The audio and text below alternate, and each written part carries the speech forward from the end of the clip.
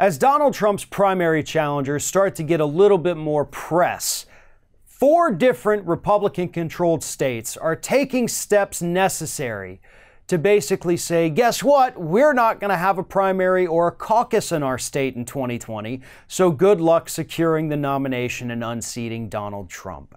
Those states are, right now, South Carolina, Nevada, Kansas, and Arizona are on the verge this coming weekend, likely going to pass a resolution that's going to prevent any primary or caucus from happening in their state on the Republican side.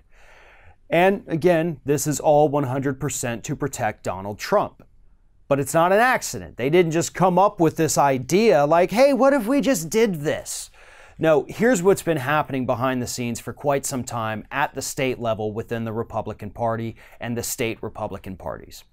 Donald Trump's administration has been strategically working to put their people in positions of power in these states. They've been shutting out the establishment Republican types. They've been putting in their people, the pro-Trump people, the Trump or die folk.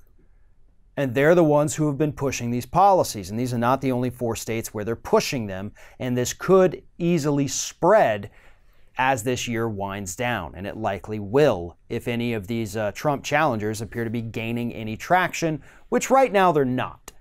Okay? This isn't going to affect anything because none of these folks have a chance in hell of ever unseating Donald Trump as the Republican Party's nominee. But this does destroy the process. People should have a say, even if they're Republicans. Republicans in your states, and I'm not talking about the people making these decisions, I'm talking about the people who go to work, just happen to be a Republican. You folks should be outraged by this. They're quite literally taking away your choice. Even if your choice is for Donald Trump, they're taking that away from you. They're saying that in this primary process, you don't get a say. And that's never okay. I mean, we went through all the shenanigans of the DNC in 2016, but now we're starting to see it play out in the RNC in 2020. They're canceling it because they don't want you to have a voice. And yes, I know historically, Democrats have done this too. They did it in '96. They did it in 2012. Wouldn't have changed anything, but it still took away people's voices, and that's never okay.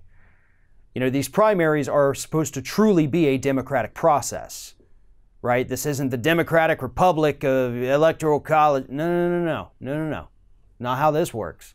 This is purely democratic. And you're taking away these people's right to vote in these primaries because you don't want some outsider challenging Donald Trump. And there's another side to this story here too. As I mentioned, with Donald Trump putting his people in place to make these things happen, he's taken over.